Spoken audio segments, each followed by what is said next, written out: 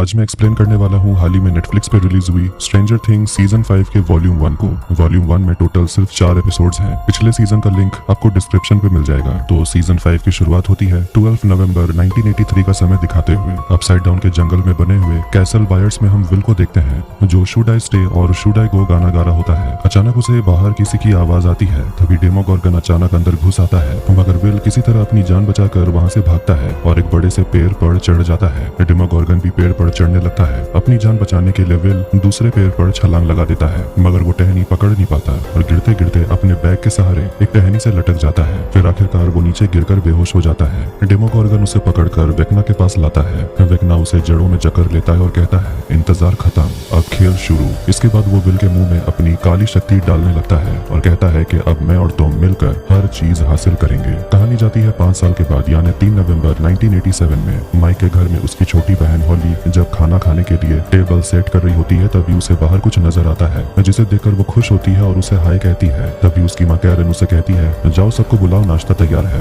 हम देखते हैं कि अब विल, जॉनथन और उसकी माँ जॉयस माइक के घर पर ही रह रहे हैं। आखिरकार वो सभी लोग मिलकर नाश्ता कर रहे होते हैं। टेड अपनी बेटी हॉली से बेकन देने के लिए कहता है मगर वो तो अ रिंकल इन टाइम किताब पढ़ने में बिजी होती है। बेकन टेड तक आते आते खत्म हो जाता है क्योंकि अब घर में इतने लोग जो रहने लगे हैं। सब लोग स्कूल कॉलेज जाने के लिए निकलते हैं और जॉयस भी काम पर चली जाती है। कैरन और टेड परेशान है कि पता नहीं कब तक ऐसा चलता रहेगा पर वो लोग विल और जॉयस की फैमिली को घर से निकाल भी तो नहीं सकते हैं। स्कूल जाते हुए हॉली रेडियो पर द स्क्वैक शो सुन रही होती है। सभी लोग ये शो सुन रहे होते हैं। ये रेडियो शो चलाने वाली कोई और नहीं बल्कि रॉबिन है और स्टीव भी उसके साथ रेडियो स्टेशन पर काम करता है। रॉबिन बताने लगती है कि जहाँ पर भूकंप आया था तब वो वहीं थी और बाकी लोगों की तरह भागी नहीं थी। अब हॉकिंस को क्वारंटीन में रखा गया है। जितने लोग शहर में रहते हैं उनसे ज्यादा तो मिलिट्री के लोग यहाँ मौजूद हैं। वो आगे कहती है कि जो धूल मतलब डस्ट गिरी थी पता नहीं उससे लोगों को कोई बीमारी हो भी जाए क्योंकि जो कुछ भी इस शहर में हुआ वो किसी इंसान ने कभी देखा नहीं था। भूकंप से जो धरती फटी थी उसे ठीक कर दिया गया था और अब तो उसके ऊपर बच्चे खेलते हैं, फिसलते हैं। लेकिन मिलिट्री के लोग बच्चों को वहाँ से भगा देते हैं क्योंकि वहाँ खेलना खतरनाक भी हो सकता है। रॉबिन सबको हिदायत देती है कि मिलिट्री एक्सेस कंट्रोल जोन मतलब के मैक जी से दूर रहें क्योंकि वहाँ जाना खतरनाक हो सकता है। वो कहती है कि आराम से घर पर रहो, काम करो, टीवी देखो और बच्चे स्कूल जाओ। वो कहती है कि आज शाम वो डेट पर जाने वाली है मगर वो अपने डेट का नाम नहीं बताती, बस उसके लिए अगला गाना बजाती है और वो गाना सुनकर विकी मुस्कुराती है क्योंकि ये गाना उसी के लिए था। तभी विकी का रेडियो बंद होने लगता है। सिर्फ उसका ही नहीं बल्कि रेडियो स्टेशन पर भी सारा मशीन मेल फंक्शन करने लगता है। स्टीव ताना मारते हुए कहता है कि अगर मिलिट्री के बारे में ऐसी बातें करोगी तो वो तुम्हारा शो चलने थोड़ी देंगे। स्टीव डस्टिन को रेडियो करता है। डस्टिन बताता है कि ये मिलिट्री वालों ने नहीं किया, हो सकता है कि रेडियो हेड खराब हो गया होगा। वो स्टीव से कहता है कि अब काम खुद से करना सीखो, मैं हमेशा तुम्हारे लिए काम नहीं करता रहूंगा। डस्टिन हाई स्कूल पहुंचता है और स्टूडेंट्स उसे घूरते रहते हैं। तभी वहाँ जेसन के 2 दोस्त आते हैं। जेसन जो अभी दुनिया में नहीं है। एंडी डस्टिन को परेशान करने लगता है क्योंकि डस्टिन अभी भी हेलफायर क्लब से जुड़ा हुआ था। अपने दोस्त को बचाने के लिए वहाँ पर लुकस पहुंच जाता है। थोड़ी देर में माइक और विल भी आते हैं। ये देखकर वो दोनों लड़के वहाँ से चले जाते हैं। माइक डस्टिन पर चिल्लाता है कि वो अभी भी हेलफायर क्लब वाली टी शर्ट क्यों पहनता है। वो कहता है कि तुम उन लोगों से पंगा मत लो, वैसे भी हमारे पास बहुत सारी प्रॉब्लम्स हैं। विल भी उसे समझाता है कि हमें फिलहाल शांत रहना है और सर झुकाकर रहना है। डस्टिन फिर भी नहीं समझता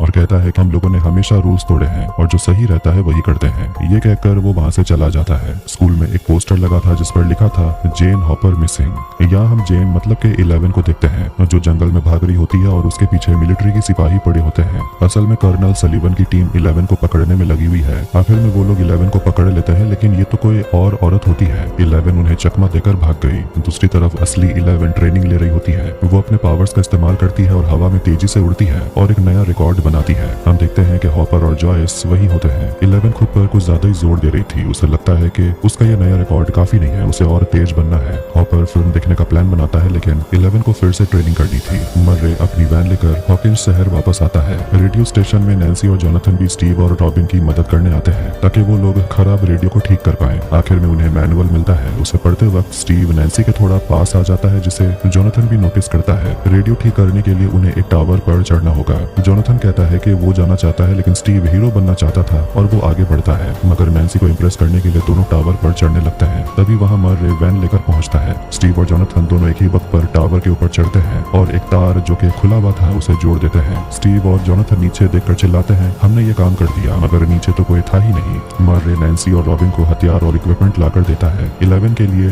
गेटोरेड ताकि वो जल्दी चार्ज हो जाए। स्टीव के लिए पीनट बटर, जोनाथन के लिए जैज म्यूजिक का कैसेट और उन्हें वो लैब की रिपोर्ट दिखाता है है जिससे पता चलता है कि अपसाइड डाउन में आज ही कुछ बड़ा हो रहा है। सामान की लिस्ट को देखकर पता चलता है कि वो जरूर कुछ बड़ा प्लान बना रहे हैं। स्कूल में डस्टिन एक कमरे में जाता है और एक स्नेक से मिलता है जिसका नाम उसने जेक रखा है। कैफेटेरिया में लूकस कहने लगता है कि पता नहीं डस्टिन को क्या हो गया है, वो तो पागल हो गया है। डस्टिन जैसे ही वहां आता है तीनों अपना टॉपिक बदल देते हैं। तभी रेडियो चालू हो जाता है और रॉबिन का शो शुरू होता है। वो एक गाना चलाती है और चारों बच्चे पेपर लेकर तैयार हो जाते हैं। यहाँ हॉपर भी लिखने के लिए तैयार होता है। रॉबिन कहानी बताने लगती है जिसमें के कुछ क्लूज छुपे होते हैं जिसे वो सभी लोग लिखने लगते हैं। हॉपर 11 से कहता है आज रात शिकार होगा। वो बस के अंदर आते हैं और एक सीट के नीचे देखते हैं कि नीचे जाने की सीढ़ी है जिससे कि वो लोग नीचे टनल में चले जाते हैं। इधर रेडियो स्टेशन में भी एक खुफिया रास्ते के जरिए वो सभी लोग नीचे आते हैं। नैन्सी वहाँ पर प्लान बनाती है। मर्रे ने अगर जानकारी सही दी है तो सामान की गाड़ियों का काफिला रात 10 बजे तक पहुंचेगा। हॉपर को 9 बजे पहुंचकर मैक जी मतलब के मिलिट्री एक्सेस कंट्रोल जोन के लिए निकलना पड़ेगा। काफिला 10-15 तक मैक जी पहुंच जाएगा और उसके बाद क्रॉल मतलब के टनल के रास्ते गुजरना शुरू होगा। इसे हॉपर और जॉयस अपसाइड डाउन में पहुंच जाएंगे। अब ये बच्चे लोग भी उन सभी की मदद करने के लिए ऊपर रहने का प्लान बनाते हैं और वहीं से वो लोग हेल्प करेंगे। हॉपर को जल्दी एक जगह G1 पहुंचना है और वहां उन्हें वेकना को ढूंढने के लिए 2 घंटे मिलेंगे। अगर सब कुछ सही रहा तो उनका प्लान काम कर जाएगा। मगर बाकी लोग सोचते हैं कि वेकना आखिर G1 में करेगा क्या, वहाँ तो कुछ है भी नहीं। स्टीव कहने लगता है कि हो सकता है कि वेकना मर चुका है क्योंकि 30 से ज्यादा बार हम लोग ये क्रॉल प्लान कर चुके हैं और 11 उसे ढूंढने की कोशिश कर चुकी है लेकिन आज तक कुछ भी नहीं मिला। शायद हम लोग जीत चुके हैं। जोनाथन याद दिलाता है कि वेकना ने नैन्सी को दिखाया था कि पूरा शहर तबाह हो जाएगा। नैन्सी कहती है मैं डरी हुई हूँ और मैं उसे ढूंढने का एक मौका भी नहीं छोड़ना चाहती। माइक भी अपने दोस्तों को समझाता है कि हमें भले ही 100 क्रॉल्स करने पड़े लेकिन हम उस शैतान को ढूंढ निकालेंगे। चारों एडी की मौत का बदला लेने के लिए ठान लेते हैं। अचानक विल को कुछ महसूस होने लगता है। उसे बेहोशी जैसा लगता है, उसे चक्कर आते हैं लेकिन वो कहता है वो ठीक है, बस उसे थोड़ा अजीब सा लगा, शायद चक्कर आ गया होगा। इसके बाद वो लोग शाम 6 बजे मिलने का प्लान करते हैं और चले जाते हैं। इधर एलिमेंट्री स्कूल में हॉली को देखते हैं जो अपने दोस्तों के साथ खेल रही थी लेकिन तभी एक लड़का डेरेक आता है और उस झूले को जोर जोर से घुमाने लगता है। फिर टीचर सभी को अंदर बुलाती है लेकिन हॉली को फिर से कोई नजर आता है जिसे वो हाय कहती है और उससे बात करने चली जाती है। ये देखकर टीचर उसके पीछे जाती है लेकिन टीचर देखती है कि वहाँ तो कोई था ही नहीं। फिर हम एक लैब को देखते हैं जहाँ सार्जेंट रेमिरेस पहुँचता है। वहाँ अपसाइड डाउन के क्रिएचर्स पर एक्सपेरिमेंट हो रहा था। डॉक्टर के उसे पूछती है कि हुआ क्या। सार्जेंट रेमिरेस बताता है कि सलीवन अपनी टीम के साथ 11 को पकड़ने गया लेकिन 11 नहीं मिली। रेमिरेस एक जानवर से डर जाता है लेकिन डॉक्टर कहती है डरो मत, वो तुम्हें काटेगा नहीं, हाँ गला घोंट सकता है। और बताओ क्या बताना था तुम्हें। रेमिरेस जाने लगता है तो डॉक्टर उसे कहती है सलीवन से कहो कि मुझे वो लड़की चाहिए क्योंकि यहाँ मासूम लोग मर रहे हैं। देखते हैं कि वो लोग जिस मिलिट्री बेस में होते हैं वो तो असल में अपसाइड डाउन में होता है। हॉपर और जॉयस 11 को क्रॉल ले जा रहे होते हैं लेकिन हॉपर 11 को आने से मना कर देता है। 11 हॉपर से काफी गुस्सा थी और कहती है कि मुझे भी क्रॉल के लिए जाना है लेकिन वो 11 से कहता है कि तुम यहीं पर रहो, अगर जाना ही है तो अपनी ताकत से उसे ढूंढो, क्रॉल पर जाने की क्या जरूरत है। जॉयस को दोनों का झगड़ा देखकर बुरा लगता है और वो हॉपर को समझाने लगती है कि 11 तैयार है और तुम आखिर उसे इस तरह डांटते क्यों रहते हो। हॉपर कहता है कि मैं उस जगह 1000 बार जा चुका हूँ और मुझे वहाँ पर सिर्फ सोल्जर्स मिलते हैं जो 11 को ढूंढ रहे हैं, इसीलिए मैं 11 को वहाँ लेकर नहीं जा सकता। वो जॉयस से कहता है कि मुझे 11 की जरूरत पड़ेगी, ये मैं जानता हूँ, इसलिए मैं उसे अभी लेकर नहीं जा सकता। फिर वो अपनी अलमारी में से एक डब्बा निकालता है। स्कूल में वो शैतान लड़के एंडी के लॉकर में स्नेक रखा हुआ था जिसे देखकर वो डर जाता है और ये डस्टिन का काम है। मगर सभी स्टूडेंट्स बोलते हैं कि ये सांप जहरीला नहीं होता और सब एंडी पर हंसते हैं और उसे डरपोक बोलकर चिढ़ाते हैं। लॉकर पर लिखा हुआ था हेल फायर लिव्स। माइक अपनी बहन को एलिमेंट्री स्कूल लेने के लिए आया हुआ था लेकिन वो देखता है कि हॉली और उनकी माँ कैरन प्रिंसिपल के ऑफिस में होती है। हॉली अपने मिस्ट्री मैन के बारे में बात करती है, कहती है कि वो मुझे बचाता है, उसी ने मुझे बताया कि इस शहर में मॉन्स्टर्स हैं और वो मुझे जैसे बच्चों को खा जाते हैं। माइक कहता है मॉन्स्टर्स नहीं होते, तुम बस डरी हुई हो। माइक अपनी बहन को बताता है कि जब उसे डर लगता है तो वो अपने D&D गेम के किरदार माइक द ब्रेव बनने की कोशिश करता है। वो अपनी बहन को भी एक कैरेक्टर देता है और कहता है ये तुम्हें सेफ रखेगी क्योंकि इसके पास दिव्य शक्ति है और ये कोई भी दुनिया का दरवाजा खोल सकती है। विल को पता नहीं क्यों ऐसा लगता है कि वेकना वापस आ गया है और शायद इस बार वो लोग उसे ढूंढ लेंगे। मैक्स अभी भी कोमा में है, उसे होश नहीं आया। लूकस मैक्स का फेवरेट गाना चला देता है। विल हॉस्पिटल में रॉबिन को देखता है और वो उसके पीछे जाने लगता है लेकिन रॉबिन तो विकी से मिलने आई हुई थी जो हॉस्पिटल में नर्स है। रॉबिन बताती है कि आज शाम के लिए वो एंजोस में रिजर्वेशन कर चुकी है। ये सुनकर विकी पूछती है कि एंजो तो काफी महंगा रेस्टोरेंट है। रॉबिन विकी से कहती है कि बिल की चिंता तुम मत करो। इसके बाद वो लोग बाहर रोमांस करते हैं, लेकिन विल दरवाजे के बाहर खड़ा उन दोनों को देखने लगता है और अचानक उसका कोक गिर जाता है और डर के मारे भाग जाता है। रॉबिन समझ जाती है कि विल ने उसे देख लिया। डस्टिन एडी की एक कब्र पे जाता है जिसके पत्थर पर लिखा हुआ था नर्क में जलोगे। डस्टिन कहता है कोई बात नहीं, कुछ दिन के बाद ये लोग बोर हो जाएंगे। वो देखता है कि इस बार लाल रंग नहीं बल्कि इस बार खून था और शैतान लड़कों ने उसके सांप को मार दिया है। तभी वहाँ एंडी और उसके दोस्त बदला लेने के लिए पहुंच जाते हैं। वो सभी लोग मिलकर डस्टिन को बहुत पीटते हैं, लेकिन तभी लूकस उसे रेडियो करके बोलता है कि हम लोग तुम्हारा इंतजार कर रहे हैं, तुम्हें 1 घंटा हो गया, कहाँ हो तुम। रॉबिन आकर बताती है कि डस्टिन की माँ ने भी कहा कि वो घर नहीं आया। माइक 11 को आते हुए देखता है और वो उसे गले लगाता है और अब 11 भी डस्टिन को लेकर फिक्र कर रही थी कि आज वो आया क्यों नहीं, और बताने लगती है कि हॉपर भी अब थोड़ा अजीब बर्ताव कर रहा है। माइक को बताता है कि आज विल को कुछ महसूस हुआ, शायद आज वेकना मिल जाए, पर आज हम उसे खत्म कर देंगे। माइक प्लान बनाता है कि उस शैतान को मारने के बाद वो लोग कोई अच्छी जगह चले जाएंगे रहने के लिए। तभी लूकस उन्हें चलने के लिए बुलाता है। सभी लोग हथियार लेकर तैयार होते हैं। हॉपर एक टैग ले लेता है, उससे सिग्नल मिलता रहे वो जहाँ भी जाए। स्टीव एक पहिया खोलने की कोशिश करता है सेरिब्रो स्टार्ट करने के लिए। उसमें एक सेफ्टी लॉक है जिसे घुमाते ही उन्हें सिग्नल मिलने लगता है, मगर स्टीव गाड़ी चलाएगा और सिग्नल पर नजर रखना तो डस्टिन की जिम्मेदारी थी, लेकिन वो तो अभी तक आया ही नहीं। विल कहता है मैं चला जाऊंगा, लेकिन उसकी माँ उसे मना करती है। जॉनथन कहता है कि ये काम वो कर लेगा। विल को बुरा लगता है कि सब लोग उसे कमजोर समझते हैं। स्टीव और जॉनथन गाड़ी से निकलते हैं और पीछे पीछे माइक और लूकस। हॉपर गड्ढे के नीचे चला जाता है, मतलब टनल में, और जॉयस को निहारते रहता है और कहता है तुम दिन पर दिन सुंदर होते जा रही हो, मेरी तो लॉटरी लग गई। हॉली माइक के दिए हुए कैरेक्टर को अपने गले पर पहन लेती है और फिर अपनी मम्मी पापा को झगड़ते हुए सुनती है। वो दोनों ही हॉली को लेकर परेशान थे क्योंकि वो किसी से बात करती है जो असल में है ही नहीं। हॉली बड़ी हो गई है और अब उसे ऐसा बचपना नहीं करना चाहिए। ये सुनकर हॉली को बुरा लगता है और वो रोने लगती है। हॉपर मिलिट्री बेस के करीब पहुंच जाता है। लूकस और माइक नजर रखे होते हैं और वो लोग देख लेते हैं कि काफिला आ रहा था। 2 लोग अपसाइड डाउन के गेट पर आग बरसाते हैं जिससे कि दरवाजा खुल जाता है। उसके बाद वो गाड़ियों का काफिला अंदर चला जाता है। रास्ता साफ होते ही हॉपर एक गाड़ी पर चढ़ जाता है और अपसाइड डाउन में पहुंच जाता है, जिसके बाद गेट बंद हो जाता है। जोनाथन सिग्नल को 90 dB पर लेकर जाता है, फिर वो लोग भी वहां से निकलते हैं। जॉयस हॉपर से बात कर रही होती है, लेकिन अचानक सारी गाड़ियां एक दूसरे से टकराने लगती हैं। कुछ समय के बाद हॉपर को सिग्नल मिलता है और वो कहता है पता नहीं सारे सोल्जर्स रुक क्यों गए। अब अपनी बंदूक लेकर तैयार रहता है। विल को कुछ महसूस होता है। वो देख पाता है कि डेमोगोर्गन सोल्जर्स की तरफ जा रहा है। अपसाइड डाउन में सोल्जर्स पर डेमोगोर्गन हमला करने लगता है। हॉपर जिस ट्रक में था, डेमोगोर्गन उस ट्रक के ड्राइवर को भी मार देता है। विल अचानक बेहोश हो जाता है। हॉपर ट्रक से बाहर निकलता है। सारे सोल्जर्स मर चुके हैं। वो जॉयस से कांटेक्ट करने की कोशिश करता है, लेकिन कांटेक्ट नहीं हो पाता। उसे डेमोगोर्गन की आवाज सुनाई देती है। डेमोगोर्गन माइक के घर की तरफ बढ़ने लगता है। तभी अचानक विल को होश आता है और वो नैन्सी की तरफ देखकर कहता है कि डेमोगोर्गन उन्हें लेने के लिए आ रहा है। नैन्सी तुरंत अपने परिवार के लिए निकलती है। कैरन वाइन पी रही होती है और इधर कमरे में हॉली रो रही थी। तभी अचानक उसके खिलौने आवाज करने लगते हैं और उसके कमरे में डेमोगोर्गन पहुंच जाता है। डेमोगोर्गन हॉली पर हमला करता है और उसे उठाकर फेंक देता है। कैरन आराम से अपने नहाने की तैयारी कर रही होती है और टेड बाहर गोल्फ खेलने में बिजी होता है। हॉली अपने मम्मी पापा को आवाज लगाती है और आखिर में अपने कमरे से भाग निकलती है और फिर अपनी माँ को आकर बताती है कि उसके कमरे में मॉन्स्टर है। कैरन अपनी बेटी को शांत करती है, कहती है तुम बस बुरा सपना देख रही होगी। जैसे ही वो हॉली को गले लगाती है, वो अपनी बेटी के सिर पर खून लगा देखती है। तभी अचानक लाइटें टिमटिमाने लगती है। टेड भी अजीब चीजें होते हुए देखता है। इधर नैन्सी और 11 अपने घर की तरफ निकलती है। डेमोगोर्गन बाथरूम में घुस जाता है, मगर वहाँ कोई नहीं था। असल में कैरन हॉली को लेकर बाथटब के अंदर छुपी हुई थी। फोम के वजह से मॉन्स्टर अंदर देख नहीं पाता। टेड गोल्फ स्टिक लेकर अंदर आता है और डेमोगोर्गन उसकी आवाज सुनकर चला जाता है। कैरन हॉली को लेकर पानी से बाहर निकलती है। डेमोगोर्गन टेड के सामने आ जाता है और वो उस मॉन्स्टर को स्टिक से मारने की कोशिश करता है, लेकिन डेमोगोर्गन उसे मारकर गिरा देता है। कैरन हॉली को लेकर भागती है, लेकिन आखिर में एक बोतल उठाकर तोड़ती है और उससे डेमोगोर्गन पर हमला करती है। नैन्सी और 11 घर तक पहुंचते हैं और बंदूक लेकर अंदर जाते हैं। नैन्सी की आंखें फटी की फटी रह जाती है। माइक पूछता है नैन्सी क्या हुआ।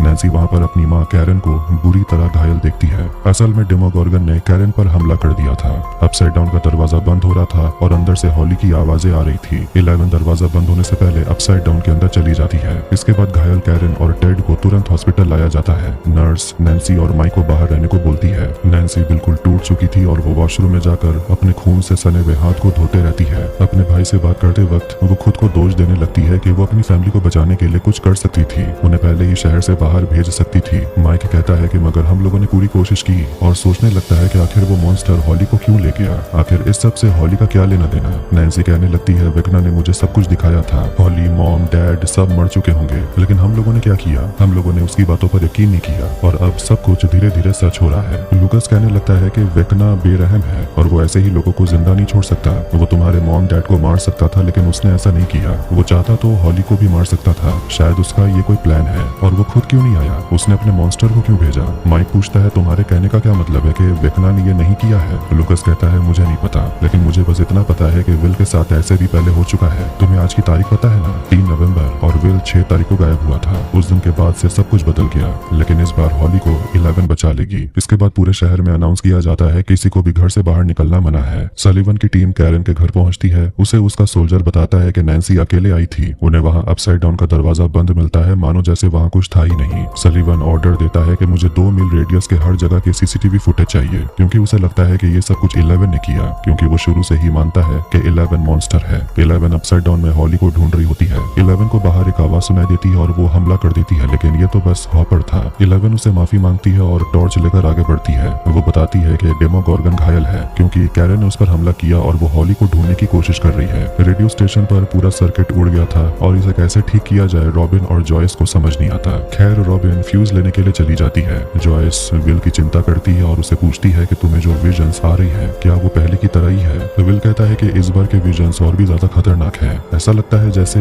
हाइव माइंड से मेरा कनेक्शन जुड़ गया हो। विल कहती है लेकिन हमने तो कनेक्शन तोड़ दिया था। विल कहता है शायद ये कनेक्शन पूरी तरह कभी टूटा ही नहीं था। वो कहता है जब मैं कैलिफोर्निया में था तब ये कनेक्शन टूट गया था, लेकिन जब मैं यहाँ लौटा तो मुझे फिर से ये सब कुछ महसूस होने लगा। रॉबिन उसकी बातें सुन लेती और कहती है ऐसा हो सकता है कि तुम एक रिसीवर हो, समझो तुम्हारे ऊपर एक एंटीना है और माइंड फ्लेयर के पार्टिकल्स रेडियो वेव की तरह है, और जब ये एंटीना वेव्स के करीब आएगा तो सिग्नल सॉलिड हो जाएगा और दूर जाते ही सिग्नल टूट जाएगा। तब विल समझ जाता है कि अगर हॉली को ढूंढना है तो उसे करीब जाने की कोशिश करनी होगी। जॉयस फिर से मना करती है। विल बहुत समझाता है लेकिन फिर भी जॉयस उसकी एक नहीं सुनती। स्टीव अपनी गाड़ी की बैटरी ठीक करवा रहा था। जोनाथन उसे बता देता है कि नैन्सी के डैड कोमा में है और उसकी माँ का ऑपरेशन चल रहा है। स्टीव कहता है कि हमें हॉस्पिटल जाना चाहिए, मगर जोनाथन कहता है नहीं, हमारा जो प्लान है हम उसी को फॉलो करेंगे। स्टीव फिर भी अपना मन नहीं बदलता और कहता है रास्ते में ही तो हॉस्पिटल पड़ेगा, हमें फ्लावर्स लेकर नैन्सी के पास जाना चाहिए। जोनाथन उसे कहता है बस भी करो और उसे डांट लगाता है कि वो एक भी मौका नहीं छोड़ता नैन्सी के सामने माचो बनने का। आगे भी उसे सुनाते रहता है कि जब से मैं यहाँ लौटा हूँ तुम एक मौका नहीं छोड़ते मुझसे बेहतर बनने का। नैन्सी की बहन गायब है और तुम्हारे मन में चल रहा है कि तुम नैन्सी को जाकर फ्लावर्स दोगे। स्टीव भी उसे सुनाने लगता है कि तुम दोनों के रिश्ते में सिर्फ तुम खुश हो, नैन्सी नहीं। आखिर में उनकी गाड़ी स्टार्ट होती है, लेकिन तभी वहाँ डस्टिन पहुंच जाता है। अपसाइड डाउन में 11 हॉपर को समझाने की कोशिश करती है कि कैरन हॉली टेड के साथ क्या हुआ, लेकिन हॉपर तो 11 को ही डांटने लगता है कि उसे इस तरह बाहर नहीं आना चाहिए वरना मिलिट्री की नजर उस पर पड़ जाएगी। 11 कहती है तो इससे पहले मिलिट्री वाले मुझे पकड़े, काम आज के आज ही खत्म करते हैं। वो बताती है कि हॉली जरूर वेकना के पास होगी। हॉपर को समझ नहीं आ रहा था कि एक छोटी बच्ची का वेकना से क्या कनेक्शन। 11 कहती है मुझे भी नहीं पता। 11 सामने डेमोगोर्गन का खून देखती है और उसे समझ आता है कि जरूर वो मॉन्स्टर आसपास ही होगा। जो कुछ भी हुआ हॉली के साथ लूकस मैक्स को सब कुछ बता रहा होता है, याद दिलाता है कि 11 बहुत ताकतवर है लेकिन उसे हम सबकी जरूरत पड़ेगी। वो मैक्स का हाथ पकड़ता है, कहता है ये जंग हम तुम्हारे बिना जीत नहीं सकते, प्लीज जल्दी वापस आ जाओ। माइक अपने और नैन्सी के लिए कॉफी लाता है और एक जगह पर ए रिंकल इन टाइम किताब दिखता है जो उसकी बहन पढ़ा करती थी। माइक नैन्सी से हॉली के इमेजिनरी फ्रेंड के बारे में पूछता है। कैरन ने बताया था कि उस फ्रेंड का नाम मिस्टर वॉटसेट है। माइक बताता है कि जब मैं स्कूल हॉली को लेने के लिए गया था तो हॉली ने बताया कि मिस्टर वॉटसेट ने उसे बताया कि हॉली को लेने के लिए मॉन्स्टर्स आ रहे हैं और उस दिन सच में एक मॉन्स्टर उसे उठाकर ले गया। ये कोई इत्तेफाक नहीं हो सकता, इसका मतलब साफ है कि ये कोई इमेजिनरी फ्रेंड नहीं बल्कि रियल है। नैन्सी पूछती अगर ऐसा है तो फिर हमने उसे देखा क्यों नहीं और ये कौन हो सकता है, और अगर उस आदमी को इतनी फिक्र थी तो उसने हमें या मॉम को क्यों नहीं बताया। माइक कहता है मुझे खुद नहीं पता, ये तो बस मेरी एक थ्योरी है। नैन्सी पूछती है ये कैसे पता लगाएंगे कि मिस्टर वॉटसेट है कौन। माइक कहता है ये तो तुम्हें बताना चाहिए, तुम तो रिपोर्टर हो। नैन्सी अपने भाई से कहती है कि तुम जाकर रिसेप्शनिस्ट से बात करो, उसे डिस्ट्रैक्ट करके रखो और मैं जाकर मॉम से बात करूंगी जिन्हें जरूर मिस्टर वॉटसेट के बारे में पता होगा। इधर स्टीव डस्टिन को सब कुछ बता रहा होता है और उसे ताना भी मारता है कि इतना सब कुछ हो गया और तुम गायब थे। डस्टिन सोचने लगता है कि आखिर हॉली का इस सब से क्या कनेक्शन, और वो स्टीव से कहने लगता है कि मैंने तुम्हें कितनी बार कहा था कि जब भी पावर बढ़े तो तुरंत मशीन को बंद कर देना वरना तो ये सब कुछ नहीं होता। स्टीव उसे डांटता है कि ये सब करने के लिए तुम्हें यहाँ पर होना चाहिए था और तुम्हें आखिर हुआ क्या था। वो दोनों झगड़ झगड़ने लगते हैं और आखिर में जोनाथन उस पर चिल्ला देता है कि अब दोनों अपना मुंह बंद रखो। डस्टिन दोनों से पूछता है कि आखिर तुम दोनों की कब से जमने लगी। स्टीव कहता है कि मुझे तुमसे बात ही नहीं करना। डस्टिन कहता है मुझे भी कोई शौक नहीं है। रॉबिन जॉयस को बेवकूफ बनाकर विल को अपने साथ ले जाती है। फिर वो विल की तारीफ करने लगती है, कहती है तुम्हारा प्लान बिल्कुल सही था, तुम्हारे दिमाग का इस्तेमाल करके हम हॉली को ढूंढ सकते हैं, लेकिन मुझे पता है तुम्हारी मॉम बहुत गुस्सा हो जाएगी और उन्हें अपसेट होना भी चाहिए। प्लान खतरनाक जो है। विल कहता है आज तक जो किया सब खतरनाक ही तो था। इसके बाद वो दोनों वहाँ से निकलते हैं। अपसाइड डाउन में मिलिट्री बेस में जिसका डर था वही हुआ। 11 की तस्वीर डॉक्टर के को मिल जाती है, मगर वो रैमिरेज को डांटती है कि जब तक उसे पकड़ न लो अपनी शक्ल मत दिखाना। रैमिरेज कहता है कि 11 यही अपसाइड डाउन में है। 11 डेमोगोर्गन के खून को फॉलो करती है, तेजी से दौड़ रही होती है। हॉपर स्लो हो गया था, तभी 11 दिखती है कि हॉपर को चोट लगी हुई है और उसका खून बह रहा था, इसीलिए वो उसकी मरहम पट्टी करने लगती है। हॉपर बताता है कि मैं भी बचपन में तुम्हारी तरह था, अपनी बाप की बिल्कुल भी नहीं सुनता था। बात इतनी बढ़ गई कि उन्होंने मुझे सीधे आर्मी ऑफिस में भर्ती करवा दिया। वहाँ भी मैं खुद को सबसे स्मार्ट समझता था, लेकिन असल में मैं बहुत ही ज्यादा बेवकूफ था, दिमाग से नहीं दिल से सोचता था, तुम्हारी तरह। फिर वो अपनी बेटी सारा को याद करता है, कहता है कि सारा बहुत ही हिम्मत वाली थी, हर दिन मौत को चुनौती दे रही थी। डॉक्टर्स भी हैरान थे, उन्हें लगा कि सारा बच जाएगी, लेकिन सारा सबको छोड़कर चली गई। हॉपर रोने लगता है क्योंकि वो नहीं चाहता कि वो फिर से अपनी बेटी को खो दे, मतलब 11 को। तभी उन्हें सामने से डेमोगोर्गन के चिल्लाने की आवाज आती है। फिर वो दोनों आवाज की तरफ बढ़ते हैं। नैन्सी और माइक डॉक्टर से बात करते हैं, रिक्वेस्ट करते हैं कि उन्हें अपनी माँ से मिलना है, लेकिन डॉक्टर मना कर देते हैं कि कैरन को अभी आराम की जरूरत है और उनके गले का जख्म अभी काफी गहरा है, अगर वो होश में आ भी गई तो वो बात नहीं कर पाएगी। तभी जेनिटर्स को देखकर नैन्सी को एक आइडिया आता है। जोनाथन को एक सिग्नल सुनाई देता है, मगर ये हॉपर का नहीं था, बस कोई इंटरफेरेंस था। डस्टिन कहता है कि अगर हॉपर के टैग से सिग्नल आ रहा होता तो हमें पता चल जाएगा। जॉयस सुन लेती है और बताती है कि रॉबिन और विल फ्लक्स कैपेसिटर ठीक करने के लिए गए हैं, कहीं उसकी वजह से सिग्नल छूट तो नहीं रहा। तीनों को ये सुनकर कुछ समझ नहीं आता। विल रॉबिन के साथ उसी जंगल में आता है जहाँ सुबह के वक्त उसे कुछ अजीब महसूस हुआ था, लेकिन अभी उसे वहाँ कुछ महसूस नहीं होता। इसके बाद वो लोग आगे बढ़ते हैं मॉन्स्टर के अड्डे को ढूंढने के लिए, शायद ज्यादा करीब जाएंगे तो सिग्नल मिलने लगे। इसके बाद मौका पाते ही रॉबिन हॉस्पिटल वाली बात छेड़ देती है। विल घबरा कर कहता है मैं तो हॉस्पिटल में था ही नहीं। रॉबिन कहती है पता नहीं क्यों मैंने तुम्हें देखा। मैं तुम्हें बता दूं कि विक्की वहाँ नर्स है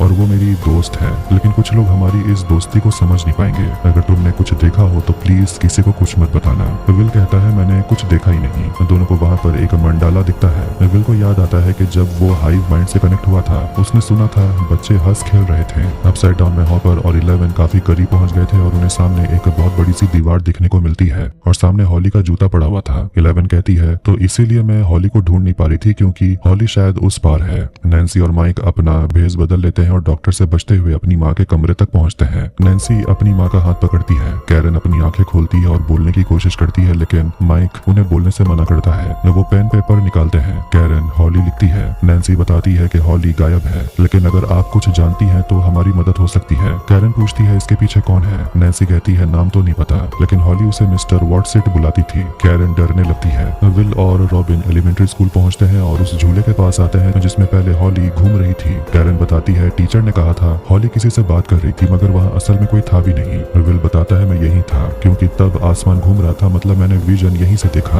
रॉबिन कहती है मगर तुमने कहा था तुम डेमोगोर्गन को देख रहे थे। कैरन लिखकर बताती है मिस्टर वॉटसेट लंबा है, उसके पास पॉकेट वॉच है, वेस्ट पहनता है। विल यहाँ समझ जाता है कि वो वेगना के विक्टिम्स की आंखों से देख रहा था, मतलब वो ये सब कुछ हॉली की आंखों से देख रहा था। कैरन उस आदमी का नाम लिखती है हेनरी। ये देखकर सब घबरा जाते हैं। हॉली जिसे असली में देखती थी वो कोई और नहीं बल्कि हेनरी क्रील था, जिसे वो क्रील हाउस में लेकर आता है। 11 अपनी ताकत से उस दीवार को फाड़ने की कोशिश करती है, लेकिन ऐसा नहीं कर पाती। हॉपर भी दीवार को काट काट कर थक चुका था, लेकिन दीवार में छेद बनता ही नहीं, वो तो जल्दी से भर जाता है। 11 कहती है मुझे अपनी बैटरी चार्ज करनी पड़ेगी। हॉपर उसे मना करता है क्योंकि उन्हें ये भी नहीं पता कि हॉली इस दीवार के पीछे है भी या नहीं। बैटरी चार्ज करने का मतलब है खाना खाना, और हॉपर के पास सिर्फ मीट होता है। तभी वहाँ पर मिलिट्री के लोग आने लगते हैं और उनके पास एक ऐसा डिवाइस होता है जिससे कि 11 सन्न पड़ जाती है। सुबह होते ही जॉयस विल को ढूंढते हुए बाहर निकलती है और उसे रास्ते में विल और रॉबिन मिल जाते हैं। वो अपने बेटे को डांट कर कहती है अंदर आओ, और वो दोनों को डांटने लगती है। जॉयस रॉबिन को भी डांटती है कि तुम मेरे बेटे की जिंदगी जिंदगी के साथ खेल रही हो। विल अपनी माँ से कहता है कि मैं आपके सामने ही हूँ और अब मैं बच्चा नहीं रहा। आप माँ है तो इसका मतलब क्या आप हमेशा सही होंगी? आपका प्लान हमेशा काम नहीं करता। वो आगे बताता है कि वो वेकना के हाइव माइंड से जुड़ गया था और उसे पता चला कि हॉली तो बस शुरुआत है, वो आगे और भी बच्चों को किडनैप करेगा। पता नहीं आखिर उसका प्लान क्या है, लेकिन हमें पता करना है कि अगला शिकार कौन है। इधर एलिमेंट्री स्कूल में हम एक मोटे लड़के डेरेक को देखते हैं जिसे भी हेनरी दिखाई देने लगता है। यहाँ हॉली को देखते हैं जो हेनरी के साथ क्रील हाउस में होती है। हेनरी उसे समझाता है कि तुम अपने मॉम डैड की फिक्र मत करो, डॉक्टर अच्छे से उनकी देखभाल कर रहे हैं। हेनरी हॉली को ब्लैकबेरीज खाने के लिए देता है जो उसका फेवरेट है। हेनरी आगे कहता है कि वो डेरेक को भी यहाँ पर लाने वाला है। हेनरी हॉली से कहता है चिंता मत करो, मैंने उसे कह दिया है कि अगर वो तुम्हें परेशान करेगा तो उसे मॉन्स्टर्स के पास भेज दूंगा। इस पर हॉली मुस्कुराती है। हेनरी हॉली से कहता है कि आज मैं बाहर रहूंगा और आज के दिन ये पूरा घर तुम्हारा है, लेकिन किसी भी हालत में जंगल में मत जाना क्योंकि वहाँ मॉन्स्टर्स रहते हैं। मेल बॉक्स में हॉली के लिए गिफ्ट होता है जिसे देखकर वो काफी खुश होती है, लेकिन हॉली को थोड़ी घबराहट महसूस हो रही थी। फिर वो घर के अंदर चली जाती है। अपसाइड डाउन में मिलिट्री की 2 गाड़ियां उस भयानक दीवार के पास पहुंचती है और बेस को इन्फॉर्म करते हैं कि उन्हें 11 नहीं मिली। हॉपर 11 को छुपा देता है, लेकिन 11 थोड़ी कमजोर पड़ गई थी मिलिट्री के उस डिवाइस की वजह से। हॉपर बाहर एक सोल्जर को टॉयलेट करते हुए देखता है जिसे बगल में लगा हुआ एक बड़ा सा खंजर मिल जाता है। लेफ्टिनेंट एकर्स अब उस इंसान को ढूंढना चाहता है जिसका ये खंजर है। वो लोग उस मशीन को जैसे ही 11 के डायरेक्शन में घुमाते हैं, 11 जोर से आवाज करती है जिससे कि सोल्जर उसी डायरेक्शन में बढ़ने लगते हैं। हॉपर सोल्जर पर गोली चलाने लगता है, लेकिन आखिर में उसकी गोली खत्म हो जाती है। हॉपर 11 को कसकर पकड़ लेता है जब सोल्जर्स उन पर अंधाधुंध गोली चला रहे थे। आखिर में वो 2 ग्रेनेड सोल्जर की तरफ फेंकता है जिससे बड़ा धमाका होता है। हॉपर गन रिलोड करके मिलिट्री गाड़ी के ऊपर लगे उस मशीन को तबाह कर देता है, जिसके बाद 11 ठीक होकर बाहर आती है और बचे हुए सोल्जर्स को मार देती है। Steve, Jonathan, Dustin radio station पहुंचते हैं। फिर वहां नैन्सी, माइक, लुकस भी आते हैं और डस्टिन अपने दोस्तों से झूठ बोलता है कि वो एक खंबे से टकरा गया था जिससे उसका ये हाल हो गया। विल डेरेक के बारे में सबको बता देता है कि अब वही है वेकना का अगला शिकार। विल आगे बताता है कि वेकना के दिमाग में वो घुस सकता है और वेकना बच्चों के दिमाग में घुस सकता है। कहा जाए तो वेकना एक तरह का सीरियल किलर है जो अपने शिकार का पीछा करता है ताकि उसके दिमाग के अंदर घुस सके, जैसे कि उसने क्रिसी और मैक्स के साथ किया, मगर इस बार उसका तरीका थोड़ा अलग है। नैन्सी बताती है वेकना इस बार हेनरी बनकर आया था बच्चों का भरोसा जीतने और उनका दोस्त बनने के लिए। विल कहता है कुछ भी हो जाए हमें डेरेक को बचाना ही होगा। फिर वो प्लान बनाने लगते हैं डेरेक को किडनैप करने का जब उसके पेरेंट्स सो गए होंगे, लेकिन उन्हें डेरेक की आंखों में पट्टी बांधनी होगी ताकि वो उन सभी को ना देख ले और उस जगह को ना देख ले जहाँ वो डेरेक को ले जाएंगे। डस्टिन कहने लगता है कि अगर हम लोग उस लड़के के पीछे पड़ गए तो हॉली को कौन ढूंढेगा, ऐसे में तो वेकना को भी ढूंढ नहीं पाएंगे। माइक कहता है एक तरीका है जिससे हम डेरेक और हॉली दोनों को ढूंढ सकते हैं। माइक प्लान बनाता है डेमोगोर्गन से लड़ने का ताकि वो भागकर अपने मास्टर वेकना को सब कुछ बता दे, लेकिन डेमोगोर्गन के जाने से पहले उसके शरीर पर एक ट्रैकर लगा देंगे और ऐसे उन्हें मॉन्स्टर्स के अड्डे का पता चल जाएगा। इससे उन्हें वेकना भी मिल जाएगा और हॉली भी। सभी को इस प्लान में दम लगता है। हॉली क्रील हाउस में आराम से मजे करती है, केक्स बना रही होती है, टीवी देखती है और नए नए कपड़े पहनती है। उसके बाद वो अलग अलग कमरों में जाती है जहाँ के दूसरे बच्चों के लिए सामान रखा हुआ था। वो एक लाल स्कार्फ पहन लेती है। तभी कोई आकर बेल बजाता है। हॉली को लगता है कि ये शैतान लड़का डेरेक है और वो उसे भाग जाने को बोलती है। वो दरवाजा खोलती है और मेल बॉक्स में हेनरी का लेटर मिलता है जिसमें लिखा हुआ था मुझे तुम्हारी मदद चाहिए, बताए हुए जगह पर जल्दी मिलो। अपसाइड डाउन में सलीवन की टीम उस दीवार के पास पहुंचती है और मरे हुए टीम को वहां से ले जाती है और वो अपनी टीम को आदेश देता है कि जिसने भी ये किया है उसका पता लगाओ। तो वहां से थोड़ी ही दूर हॉपर और 11 आराम कर रहे होते हैं। एकर्स उनके कब्जे में है। 11 कहती है कि उस सोल्जर ने दीवार पर सूसू की और उसे उस दीवार के बारे में पहले से ही पता होगा, नहीं तो वो ऐसा कभी नहीं करता।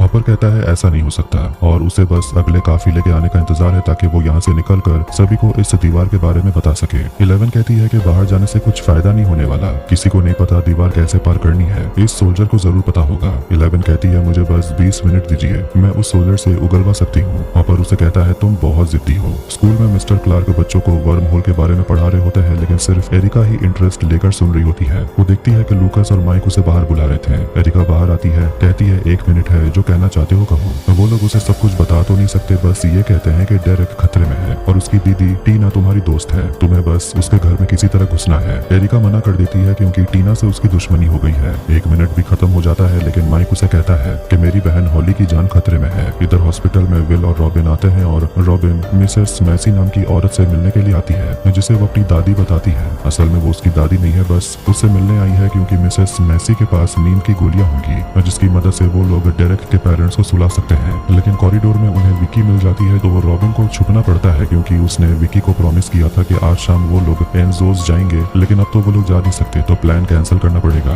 और विक्की ये समझेगी नहीं। विल रॉबिन से कहता है तो फिर एक बार उसे किस कर लो, वो मान जाएगी। रॉबिन कहती है मुझे पता था, तुमने सब कुछ देख लिया। विल पूछने लगता है तुम्हें कैसे पता चला कि तुम्हें विक्की पसंद है। रॉबिन बताती है उसके साथ मैंने काम किया तो बस ऐसा लगा जैसे मैं उसे पसंद करती हूँ। पहले हम लोग दोस्त थे, फिर मुझे समझ आ गया। आखिर में वो लोग नींद की गोलियां चुरा लेते हैं। मर्रे यहाँ पूरी टीम के लिए सारा इंतजाम लेकर आया था। डस्टिन चिल्लाने लगता है कि मर्रे बहुत सारी चीजें नहीं लाया। मर्रे कहने लगता है कि ये सब लाना इतना आसान नहीं है, वो भी उस जगह में जहाँ की सिक्योरिटी इतनी ज्यादा स्ट्रिक्ट है। स्टीव और डस्टिन की आपस में बिल्कुल भी नहीं बन रही। गुस्से में डस्टिन स्टीव की फेवरेट गाड़ी में ड्रिल कर देता है ताकि वो उसमें अपना एंटेना सेरिब्रो लगा सके। नैन्सी ट्रैकर को गोली में भर रही होती है जिसे डेमोगोर्गन के ऊपर फायर किया जाना था। मर्रे उसे कहने लगता है कि इस तरह करने से ट्रैकर खराब हो सकता है, मगर वो कहता है ये बस मेरी थ्योरी है। तो नैन्सी कहती है आजमा कर देखते हैं। मर्रे जोनाथन को समझाने लगता है कि उसे अगला कदम बढ़ाना चाहिए नैन्सी की तरफ। जोनाथन कहता है फिलहाल नैन्सी के पेरेंट्स हॉस्पिटल में है और उसकी बहन भी गायब है और अभी ये सब करना ठीक नहीं। मर्रे कहता है यही तो सही समय है, किस्मत ने मुश्किल समय में ही तुम दोनों को करीब लाया था, हिम्मत दिखाओ और अपने दिल की बात बोल दो। नैन्सी उन दोनों की बातों से परेशान हो गई थी और उन्हें चिल्लाकर कहती है जो काम करने आए हैं वो करते हैं। नैन्सी ट्रैकर वाली गोली चलाती है और ट्रैकर सही सलामत था। मर्रे जाते जाते जोनाथन से कहता है अपनी दिल की बात उसे कह दो और देखता है कि मर्रे के कैसेट में एक रिंग था। अपसाइड डाउन में एकर्स मुंह खोलने से मना कर देता है, कहता है मैं तो बस एक आम सिपाही हूँ। हॉपर उसे कहता है कि मुझे पता है कि तुम स्पेशल फोर्सेस में हो, तुम सलीवन के कुत्ते हो। एकर्स 11 के बारे में कहता है कि वो एक मॉन्स्टर है, उसने अपने ताकत से हेलीकॉप्टर को क्रैश करा दिया था जिसमें मेरा दोस्त मर गया। हॉपर उसे कहता है कि उस लड़की को बचाने के लिए मैं तुझ जैसे हजारों कुत्तों को मार सकता हूँ। हॉपर डॉक्टर के बारे में पूछता है तो एकर्स घबराकर पूछता है कि तुम्हें इस डॉक्टर के बारे में किसने बताया। हम देखते हैं कि 11 असल में एकर्स के दिमाग के अंदर है। 11 सिपाही के सिर पर हाथ रखती है। 11 देख लेती है कि अपसाइड डाउन में एक मिलिट्री बेस है। 11 लैब के अंदर पहुंच गई थी और वो एक बड़ा सा दरवाजा देखती है। एकर्स बताने से मना करता है कि उस दरवाजे के पीछे क्या है। 11 दरवाजे के पीछे जो देखती है वो तुरंत वापस लौट आती और हॉपर को बताती है कि उस दरवाजे के पीछे वही है जो मेरे जैसा ताकतवर है, शायद वेकना मिलिट्री वालों के पास है। हेनरी के मना करने के बावजूद हॉली जंगल की तरफ बढ़ने लगती है लोकेशन की तरफ जाने के लिए। डेरेक अपने घर में वीडियो गेम खेल रहा था और वो अपनी बड़ी बहन टीना से ठीक से बात भी नहीं करता जो उसे डिनर के लिए बुला रही थी, इसीलिए वो डेरेक का वीडियो गेम बंद कर देती है। तभी वहाँ एरिका पहुँचती है प्लान के मुताबिक और वो सबसे पहले अपनी दुश्मन टीना को अपनी दोस्त बना लेती है, उसके सामने मगरमच्छ के आंसू बहाकर। घर के बाहर सब इंतजार कर रहे हैं कि कब सभी लोग पाई खाकर बेहोश हो जाएंगे। इधर घर के अंदर सभी लोग एरिका का लाया हुआ पाई खा रहे होते हैं, बस टीना नहीं खा रही। एरिका जिद करने लगती है, टीना भी जिद में अड़ी हुई है कि वो नहीं खाना चाहती, जिससे दोनों के बीच फिर से झगड़ा होने लगता है। डेरेक के मम्मी पापा और डेरेक बेहोश हो जाते हैं और अब बस टीना बची हुई है, लेकिन एरिका के पास उसका भी बैकअप प्लान था। पूरे परिवार के बेहोश होने के बाद स्टीव और नैन्सी की टीम अपने काम पर लग जाती है। वो लोग घर के पर्दे लगाते हैं और फिर पूरे फैमिली मेंबर को गाड़ी में भर देते हैं और उनके मुंह को ढककर वहां से निकलते हैं। फिर वो सभी लोग डेमोगोर्गन के आने की तैयारी करते हैं, हर जगह ट्रैप्स लगाते हैं, हथियार रेडी करते हैं और स्टीव को वहां पर एक चेन सॉ मिलता है जिससे वो लोग फ्लोर को काट देते हैं और वहां पर एक कारपेट लगा देते हैं। नैन्सी ट्रैकर लगा हुआ गोली रेडी करती है और अब बस उन्हें डेमोगोर्गन के आने का इंतजार है। रॉबिन, विल, जॉयस, डेरेक और उसके परिवार के पास होते हैं जो फिलहाल बेहोश है। विल अपनी माँ से माफी मांगता है कि वो गाड़ी में थोड़ा गुस्सा हो गया था। जॉयस भी माफी मांगती है कि वो कुछ ज्यादा ही प्रोटेक्टिव हो जाती है। वो कहने लगती है कि जब तुम पहली बार गायब हुए थे मैं घर आई थी और मैं टीवी देखते देखते सो गई। 8 घंटे बाद मुझे पता चला तुम गायब हो गए हो, मैं तुम्हारा ख्याल नहीं रख पाई, इसलिए मैं अभी थोड़ी प्रोटेक्टिव हो जाती हूँ। डेरेक के घर के बाहर लाइटें झपकने लगती है, मतलब डेमोगोर्गन आने वाला है। तभी घर के अंदर अपसाइड डाउन का पोर्टल खुलता है और डेमोगोर्गन अंदर आ जाता है। डेमोगोर्गन डेरेक समझकर एक डमी उठा लेता है। लूकस मौका देखकर उस पर हमला बोलता है और फिर एक ट्रैप में पैर लगते ही कील डेमोगोर्गन के शरीर में चुभ जाते हैं। लूकस कारपेट वाली जगह पर आता है जिसमें पैर रखते ही मॉन्स्टर नीचे लटक जाता है। माइक मार मार कर मॉन्स्टर को नीचे फेंक देता है जहाँ पर कांटेदार तार होती है। जोनाथन डेमोगोर्गन पर आग लगा देता है, लेकिन ट्रैकर वाली गोली चलाने से पहले ही डेमोगोर्गन वहाँ से भाग जाता है। डस्टिन अपने एंटेना सेरिब्रो की मदद से डेमोगोर्गन का पीछा करता है। इधर डेरेक को अचानक होश आता है। विल कहता है अब कुछ नहीं हो सकता, वेकना ने हमें देख लिया कि हम कहाँ हैं। इधर हॉली कंपास की मदद से जंगल में बढ़ रही होती है दिए हुए लोकेशन तक पहुंचने के लिए। आखिर में वो एक बहुत बड़े से चट्टान के पास पहुंचती है और आवाज लगाती है, हेनरी क्या तुम यही हो? लेकिन अंदर कोई तो था जिसे देखकर हॉली वहाँ से भाग जाती है। वो छिप जाती है जबकि कोई तो है जो उसका पीछा करते हुए वहाँ तक आ जाता है और वो कोई और नहीं बल्कि मैक्स होती है। डेरेक को होश आते ही जॉयस उसे समझाने लगती है कि मैं बच्चा चुराने वाली आंटी नहीं हूँ, मैं तुम्हारी मदद करना चाहती हूँ, मैं तो बस एक माँ हूँ और वो देखो वो मेरा बेटा है। डेरेक कहता है लेकिन लोग तो उसे ज़ॉम्बी बॉय बोलते थे क्योंकि वो मरकर वापस लौट आया था। जॉयस कहती है और जब वो गायब हुआ था तब एक मॉन्स्टर के पास था और अब वही मॉन्स्टर तुम्हारे पास आना चाहता है। डेरेक चिल्लाने लगता है कि मिस्टर वॉटसेट ने मुझे ये सब पहले बता दिया है। जॉयस उसे समझाती है कि मिस्टर वॉटसेट के लिए ही ये सारे मॉन्स्टर्स काम करते हैं। जॉयस डेरेक को खोल देती है। उसे उम्मीद थी कि मोटा लड़का समझ गया होगा, लेकिन मोटा लड़का सभी को धक्का देकर भागने लगता है। विल कूद कर उसे जोर से पकड़ लेता और आखिर में वो लोग दरवाजा बंद कर देते हैं। विल को अचानक कुछ महसूस होता है और वो फिर से एक विजन देखता है। अचानक वो दरवाजा पीटने लगता है। जॉयस कुल्हाड़ी उठा लेती है। डेमोगोर्गन आते ही वो कुल्हाड़ी से उस पर हमला करने लगती है। तभी स्टीव डेमोगोर्गन को गाड़ी से उड़ा देता और आखिर में डेमोगोर्गन भाग जाता है और अब उस पर ट्रैकर भी लग गया था। डेमोगोर्गन अपसाइड डाउन में घुस जाता है। स्टीव गाड़ी को तेजी से भगाता है और वो सभी लोग उसी दरवाजे से अपसाइड डाउन में पहुंच जाते हैं और उन्हें डेमोगोर्गन का सिग्नल भी मिल रहा था। विल अब भी उस राक्षस से कनेक्टेड रहता है और वो सभी बच्चों को भी देख पाता है। इधर हम मिलर परिवार को देखते हैं जिसके घर पर मिलिट्री के लोग पहुंचते हैं और वो उनकी बेटी डेबी को ले जाते हैं। असल में मिलिट्री स्कूल के सारे बच्चों को ले जा रही थी, लेकिन इसके पीछे उनका क्या इरादा है ये तो बाद में पता चलेगा। अपसाइड डाउन में स्टीव गाड़ी को बहुत तेजी से भगाता है और डस्टिन से झगड़ा करते रहता है, जिसकी वजह से उनकी गाड़ी वही चिपचिपी दीवार से टकरा जाती है। जॉयस उनसे कांटेक्ट करने की कोशिश करती है लेकिन नहीं कर पाती। रॉबिन कहती है मतलब कि सभी लोग अपसाइड डाउन पहुंच गए हैं। विल उस बड़ी सी दीवार की पेंटिंग बनाता है, बताता है कि हॉली और 3 बच्चे भी वही हैं। डेरेक खुशकिस्मती से बच गया क्योंकि विल को इसका एहसास हो गया था। विल बताता है कि और भी बच्चे किडनैप होंगे। सब सोचते हैं कि पता नहीं वेकना इन बच्चों के साथ क्या करेगा। लूकस और माइक आकर बताते हैं कि मिलिट्री बच्चों को लेकर बस में कहीं जा रहे थे। मतलब सिर्फ वेकना ही नहीं है जिसे बच्चे चाहिए। अपसाइड डाउन मिलिट्री बेस में डॉक्टर सलीवन को बताती है कि हॉकिंस में 9 से 10 उम्र के 73 बच्चे मौजूद हैं। उन सभी को किडनैप कर रही है 11। शायद 11 का कोई प्लान है, वो उन्हें मार रही है या उन्हें बचा रही है, फर्क नहीं पड़ता। इसीलिए मिलिट्री के लोग बच्चों को बचा रहे हैं क्योंकि उन्हें लगता है कि 11 मॉन्स्टर है। डॉक्टर सलीवन को ऑर्डर देती है कि तुम्हें मैगजी तुरंत पहुंचना होगा और ये मेरा ऑर्डर है। रामिरेज डॉक्टर से कहता है कि ये बच्चे बहुत छोटे हैं और इन्हें चारा बनाना ठीक नहीं, लेकिन डॉक्टर उसकी कोई बात नहीं सुनना चाहती। इधर मैक्स हॉली को बताती है कि वो उसके घर बहुत बार आ चुकी है। हॉली मैक्स को पहचान लेती है, कहती है तुम तो वही हो जो स्केट बोर्ड पर घूमती हो और वॉकमैन लगाकर गाना सुनती हो। मैक्स कहती है तुम्हें लग रहा होगा कि मैं कोमा में हूँ, लेकिन मैं यहाँ कैसे। एक आवाज होने पर मैक्स उसे अपने साथ ले जाती है और मैक्स बताती है कि ये लेटर उसने हॉली को लिखा था क्योंकि वो हॉली को बचाना चाहती थी। मैक्स हॉली को अपने घर लेकर आती है और वहाँ से काफी अच्छा नजारा भी दिखता है। हॉली पूछती है हम सब कहाँ हैं। मैक्स बताती है एक मेमोरी में, देखने में अच्छी लग रही होगी लेकिन ये है नहीं, असल में ये जगह एक जेल है। यहाँ स्कूल के स्टूडेंट्स को मिलिट्री बेस में लाया जाता है। एरिका ये बात बाकी टीम को बता देती है। जॉयस और बाकी सभी लोग बच्चों को बचाने का प्लान बनाते हैं। प्लान तो बन जाता है लेकिन अंदर जाने के लिए कोई ऐसा चाहिए जिस पर मिलिट्री की नजर न पड़े और ये काम करने के लिए डेरेक से बेहतर कोई और नहीं है। अपसाइड डाउन में एकर्स अपने हाथ खोलकर बाहर आ जाता है। हॉपर मिलिट्री बेस पर नजर रखता है और वो 11 से पूछता है कि तुमने कहा कि वेकना अंदर है, मतलब हो सकता है उसके पास पावर्स नहीं है, मगर अगर उसके पास पावर्स नहीं है तो उसने बच्चों को किडनैप कैसे किया। 11 अंदर जाने की प्लानिंग करती है तो हॉपर मना कर देता है। तभी डस्टिन जो कि अपसाइड डाउन में ही है वो रेडियो करके बताता है कि वो लोग एक दीवार से टकरा गए हैं जो काफी बदबूदार और चिपचिपी है। हॉपर भी बताता है कि वो लोग भी ऐसी ही जगह पर हैं लेकिन वो दोनों शहर के बिल्कुल उल्टी तरफ पर हैं। हॉपर उसे कहता है ऐसे बात करना सेफ नहीं, हम तुम्हें लेने आएंगे। इधर मैक्स हॉली को सब कुछ बता रही होती है कि कैसे हॉकिंस 2 हिस्सों में फट गया था। कहने लगती है कि वो कुछ समय के लिए मर गई थी लेकिन उसे होश आया और वो रेनबो रूम में थी। फिर वो एक दरवाजा खोलती है और अलग दौर में पहुंच जाती है 1959 में, मतलब 30 साल पहले। बाद में समझ आया कि वो हेनरी के दिमाग में फंसी हुई है। मैक्स आगे बताने लगती है कि वो ऐसे ही अलग अलग टाइम में जाती थी लेकिन आखिरकार वो भटक कर शुरुआत में ही आ गई। एक बार मैक्स को रेनबो रूम में उसका फेवरेट गाना सुनाई दे रहा था। ये वही समय था जब लूकस ने मैक्स के लिए उसका फेवरेट गाना बजाया था। मैक्स कागज को फाड़ देती है इस उम्मीद में कि वो अपने दोस्तों के पास पहुंच जाएगी। इधर डेरेक मिलिट्री बेस पहुंच जाता है और बहाना मारता है कि मैं तो पीछे ही छूट गया। अंदर बच्चों वाले कमरे में सभी मस्ती कर रहे होते हैं और अब डेरेक को वॉशरूम जाना था। मर्रे फिर सभी के लिए सप्लाईज लेकर आता है और फोम वाली गद्दी भी लेकर आता है। डेरेक वॉशरूम से जॉयस से कांटेक्ट करता है। जॉयस उसे कहती है कि मिस्टर वॉटसेट को जिन लोगों ने भी देखा है उन्हें इकट्ठा करो, हम जल्दी तुम लोगों को लेने पहुंचेंगे। अपसाइड डाउन में 11 मिलिट्री बेस के अंदर जाने की तैयारी करती है। जैसे ही बिजली कड़कती है वो दौड़ कर छलांग लगाती है और तभी लैंड करती है जब दूसरी बार बिजली कड़कती है ताकि लोगों को शक न हो। फिर वो एक सोल्जर को मारकर हॉपर को अंदर ले आती है। 11 हॉपर को थैंक यू कहती है उसे ये सब कुछ सिखाने के लिए।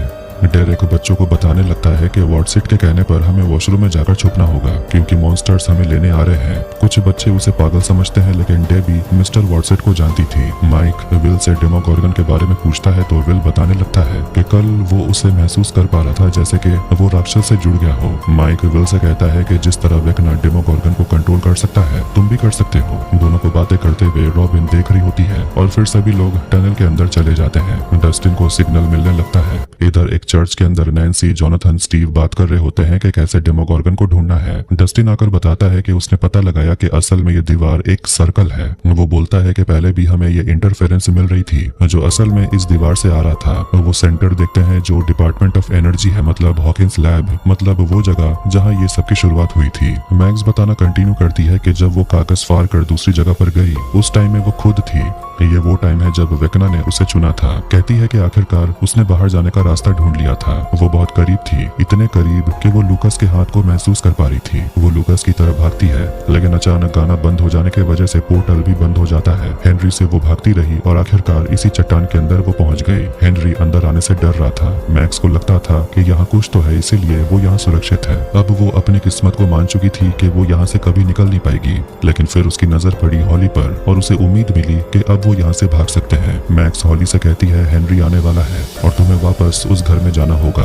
इधर टनल में रॉबिन विल से बात करती है और उसे बताती है कि उसे सबसे पहले टैमी नाम की लड़की से प्यार हो गया था। वो उसके साथ रहने के सपने देखने लगी लेकिन फिर कहानी में स्टीव आ गया और टैमी स्टीव से प्यार करने लगी। इस पर रॉबिन बहुत ज्यादा दुखी हुई जैसे कि वो डिप्रेशन में चली गई हो। लेकिन फिर उसे बचपन याद आया कि वो कितनी केयर फ्री हुआ करती थी और उसे ये भी समझ आया कि वो असल में जो है उससे उसे डरना नहीं चाहिए। हैकर्स भागकर मिलिट्री बेस पहुंच जाता है और कहता है मुझे गेट के पास ले चलो। हॉपर और 11 डॉक्टर का कार्ड चुराते हैं दरवाजा खोलने के लिए लेकिन दरवाजा नहीं खुलता। हॉपर डॉक्टर को मारकर बेहोश कर देता है। इसके बाद 11 को अपनी ताकत का इस्तेमाल करके दरवाजा खोलना पड़ता है लेकिन उससे पहले ही अलार्म बजने लगता है और उसी तेज फ्रिक्वेंसी की आवाज की वजह से 11 कमजोर होने लगती है। माइक और लूकस मिलिट्री बेस के अंदर वाले वॉशरूम तक पहुंच जाते हैं। एक लड़की वॉशरूम से आवाज आते हुए सुनती है लेकिन बिना ध्यान दिए चली जाती है। डेरेक उन बच्चों को जमा कर चुका था जिन्हें मिस्टर वॉटसिट नजर आता था। डेबी वॉशरूम पहुंचती है तभी लूकस जमीन तोड़ते हुए बाहर आता है। डेरेक के इशारों पर धीरे धीरे सभी बच्चे बाथरूम से होते हुए टनल तक पहुंच जाते हैं।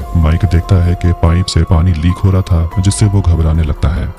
डॉक्टर के सोल्जर्स के साथ लैब के अंदर घुसती है और उसे 11 मिलती है जो कि कमजोर हो चुकी थी। 11 को देखकर डॉक्टर अपनी बंदूक अंदर रख लेती है और बड़े ही आराम तरीके से कहती है मैं तुम्हें बहुत समय से ढूंढ रही हूँ। 11 कहती है मुझे पता है तुम कौन हो और तुमने यहाँ किसको पकड़ कर रखा है। ये समझ लो कि तुम और तुम्हारे लोग सब लोग मरोगे। हैकर्स और उसकी टीम एक अलमारी पर गोली चलाती है ये सोच कर के उसमें हॉपर छुपा होगा लेकिन उसमें तो डॉक्टर होता है। पीछे से हॉपर सोल्जर्स पर गोली चलाता है और कुछ को मार डालता है। आखिर में हॉपर्स हैकर्स से भिड़ जाता है। दोनों के बीच जबरदस्त हाथापाई होती है। गलती से वो एक ऐसे कंटेनर में घुस जाता है जिसमें वो मोटा बड़ा टेंटेकल वाला मॉन्स्टर कैद था जो हॉपर को पकड़ लेता है। डॉक्टर आती है कहती है शांत रहो, जितना हिलोगे उतनी दिक्कत होगी। कुछ बच्चों को बचाकर रॉबिन अपने साथ ले जा रही थी। इधर वाटर लीकेज को माइक और लूकस रोकने की कोशिश कर रहे थे। इधर धीरे धीरे सभी बच्चे वॉशरूम आते हैं और टनल में जाने लगते हैं। तभी एक बच्चा बाथरूम के बाहर पानी आने की वजह से फिसल जाता है। ये देखकर डेरेक डर जाता है और एक लड़की ये सब कुछ देख लेती है और तुरंत ऑफिसर को जाकर इन्फॉर्म कर देती है। माइक लूकस को अलर्ट कर देता है। जॉयस सभी को जाने को बोलती है। डेरेक बाकी बच्चों को लेकर जल्दी जल्दी वॉशरूम में चला जाता है और फिर सोल्जर को अटका कर रखता है।